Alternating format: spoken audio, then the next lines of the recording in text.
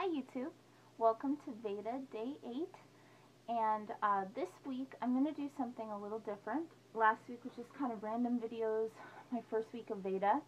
This week I'm going to try and theme all of my videos, and so the theme that I'm going to do this week is going to be toddlers. So I'm going to touch on toddler activities, things that I like to do with Daisy, things that work for me, toys and stuff like that. So today my video is going to be about homemade toys that I have done in the recent or past that have really been stuff that I could do without buying anything. Daisy's really quick to master a toy, and then she gets really bored of it, and I have to put it away for like a month, and then I can bring it back out and it's like new again. But once she's mastered something and I put it away, it's like, okay, what am I going to give her next? And so I have 3 toys here that I've made. A few of them I've come up with on my own, and a few of them I've got ideas from like Pinterest. And so I will share those with you. These just all also happen to be kind of like color recognition stuff and fine motor skills. So those are the 2 things that I'm focusing on with her at the moment, so I figured I'd show you. The first one I have is looks a little janky, but it's it's just a mason jar, and or not a mason jar, it's not even a mason jar, it's like a salsa jar. And what I did was I punched holes in the lid with a nail and a hammer, and then I put pipe cleaners in, and I have the 3 primary colors and 3 secondary colors.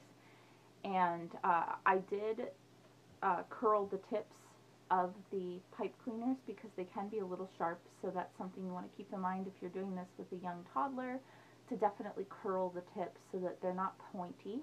And then inside the jar I folded the tips so she can't pull them out, but she can pull them further out.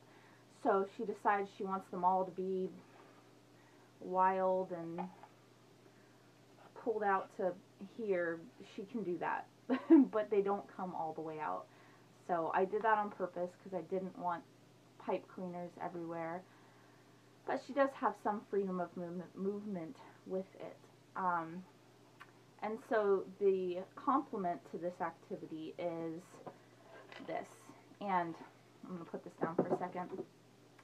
What it is just a little plastic. I got like 4 of these at a garage sale for 50 cents. They're not my favorite container. She has trouble putting the lids on and off, but they do the job and they hold things nicely. What I have in here are straws, and Daisy's going to play my guitar while I do this video, so have fun with that. These are Smoothie Straws, and so they're slightly bigger opening than a regular straw, and I did that just because I didn't want her to sit and struggle with just trying to get a regular straw on. As her fine motor skills improve, yeah, you have a happy star? As her fine motor skills improve, I could probably, you know, go down to a smaller straw size, and then it would be more difficult, but they also wouldn't slide and just drop, and she kind of likes that. So what she can do is she can either just put them on, and we can talk about patterns, you know, purple, yellow patterns. We can match the colors to the straws. We can put the purple straw on the purple pipe cleaner. And she really enjoys putting them on and taking them off, and it's kind of one of those activities she can do over and over again, and it's really easy to clean up. So that's what I like about it. Then the second activity I have to show you guys is this, and it's a color wheel. And so what I've done is I just took a compass and made a perfect circle and then pied it into 6 pieces. And I made a color wheel, so I've got the primary colors at every other one, and the secondary colors that the 2 primary colors make when mixed together in between. So like red and blue make purple, blue and yellow make green, yellow and red make orange. And then I just sacrificed a few of my clothesline pins and painted them, just the tips, like, or not tips, the edges. And so in order to get them on, it's not too much pressure, but it's definitely enough to be challenging. She has to pinch and match up the color. And so we're still working on this. At 22 months, this is a challenge. And it's definitely something that I have to do with her because it does get frustrating. But the gratification of being able to do it, and she's really strengthening her fingers, which will get her ready for the finger strength she'll need to hold a pencil. So it's the color wheel. And then the last activity I have is this. And what it is a 6 muffin pan. And what I've done is just measure or trace the circle at the bottom and cut out a piece of paper and just inked the paper with the colors that I want to represent in that section, if you will. I didn't do a perfect job, like if you can see. I just kind of inked them.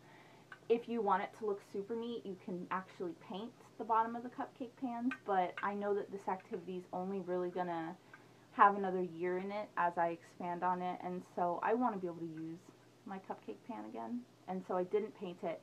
Another thing you can do is paint it, and then I saw something on Pinterest that was really cool with these. You can paint it now, and then later you can make your own watercolors in each one and kind of just use the tempera paint that you painted as the guide for which color is going to be in which little hole, and you can just designate this as an art device.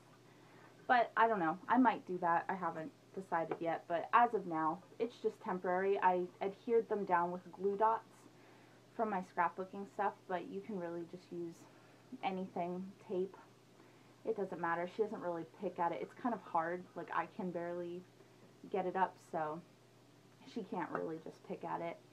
And then what I have to complement it, I'm going to put it down for a second so I can show you guys, is some Pom Poms. And I have 3 of each color, and the reason I only have 3 is because I don't want Pom Poms everywhere. But you can have more. Another reason I only have 3 is because I realized after I made this that I only had 3 orange. I don't know what happened to all my other orange Pom Poms, but I only had 3 orange, so it kind of made it so I could only have 3 of everything else so that we could actually count. So as your toddler, you know, is just learning how to sort out colors, you can just have this by itself and ask them to sort the colors out. And once they've mastered that and they're you know, looking for a challenge, they're getting bored, you can add a spoon to it, and so that they have to scoop with the spoon and drop it in. And that's pretty much where Daisy's at right now. She can scoop with the spoon really well. We're doing the color wheel to practice pinching, and once she's gotten that down, I'm gonna get her a little little pair of plastic like tweezers, like big ones, and then that'll be kind of the next evolution to this activity, would be to use tweezers and pick them up and put them in with tweezers. So I imagine that we'll probably do a few more months with the spoon until she's really able to use tweezers without it being a frustrating thing, because the last thing I want is to make these activities frustrating. They should be challenging but not frustrating. And so once that's not a frustrating thing, pinching, then I'll move on to tweezers. I imagine that that'll probably only last until she's about 3, 3.5. I could see it getting boring after that, and then maybe I can create a new activity with the tweezers and something else. I don't know. But yeah, so that is the 3 activities that I have made with just stuff around the house. Again, they're all kind of focusing on hand-eye coordination, fine motor skills, and color recognition, because that's what we're focusing on right now. the way to get real benefit out of these activities is to actually sit down with your child and do them, which I don't always do. Like Daisy's doing the the little straw thing by herself, and she's doing fine. She's not putting them on the colors right now. Well, some of them she is. She's got the blue on the blue, yellow, green, yellows on yellow, greens on green, purples on purple, but then she's got red and orange. She's just got yellow and purple on them. So, you know, it's... Oh, yeah, what color is that? Blue. That's blue. And so, the way for them to really get full benefit out of these is to sit down with them and repeat the colors as they put them on and things like that. They can definitely do them solo, like I said, and she can, but just sitting with them, they always get the most benefit out of it. Thank you. What color is that? Green. Green, that's right. So yeah, I hope you liked this video. If you have any questions, please feel free to ask. Okay, can I finish talking and then you can come and sit on my lap and see yourself? Yeah. Okay, give me one more minute.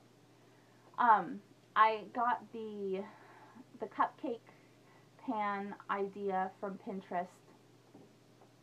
So if anybody isn't on Pinterest and is looking for some really neat kind of DIY toddler activities, that can be a really great resource. That's where I got my cloud dough recipe, which I'll share in a sensory video that I'm going to do this week. But yeah, Pinterest can be a great resource. And yeah, I hope you guys have a wonderful day, and I'll see you tomorrow with another toddler topic. Bye.